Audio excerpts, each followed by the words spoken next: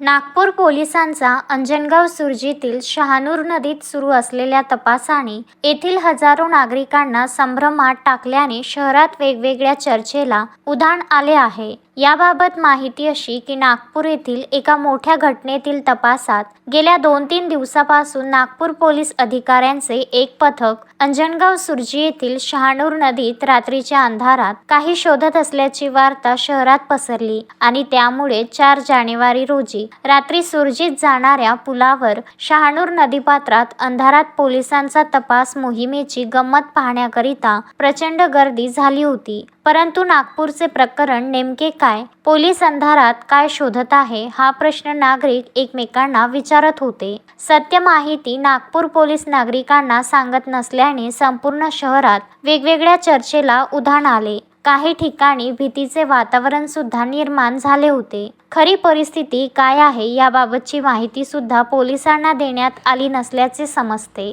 याबाबत स्थानिक पत्रकारांनी नागपूर येथील तपास पोलीस पथकाला विचारणा केली असता पोलीस अधिकाऱ्यांनी माहिती देण्यास टाळाटाळ केली। अंजनगाव पोलीस स्टेशनला आम्ही माहिती देतो अशी वेळ मारून पोलीस पथक रवाना झाले। जनतेचा कोणताही गैरसमज होऊ नये म्हणून नागपूर पोलिसांनी अंजनगाव पोलिसांना सत्य माहिती देणे महत्त्वाचे होते। परंतु स्थानिक पोलिसांना याबाबत पत्रकारांनी विचारले असता त्यांनी सुद्धा याबाबत माहिती नसल्याचे पत्रकारांना सांगितले। सत्य माहिती समोर येत नसल्याने वेगवेगळ्या चर्चा शहरात सुरू झाल्या। चुकीच्या अफवा शहरात सुरू होत्या। शहानूर नदीतील पात्रातील एका डबक्यातून चाकूसारखे धारदार शस्त्र नागपूर पोलिसांनी जप्त केल्याचे समजते। या घटनेच्या निमित्ताने नागपूर येथील तपास पोलीस अधिकाऱ्यांच्या काम करण्याच्या पद्धतीवर प्रश्नचिन्ह निर्माण झाले असून रात्रीच्या अंधारात शहानूर नदीपात्रात तपास मोहीम करिता ती दिवसा का करण्यात आली नाही असा प्रश्न नागरिकात केला जात आहे।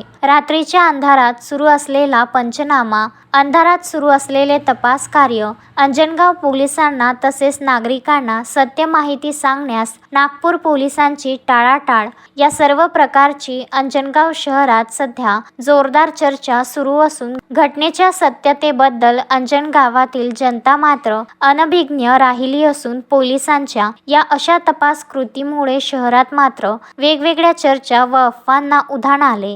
रवींद्र वानखडे, विदर्भ न्यूज, अंजनगाव सुरजी।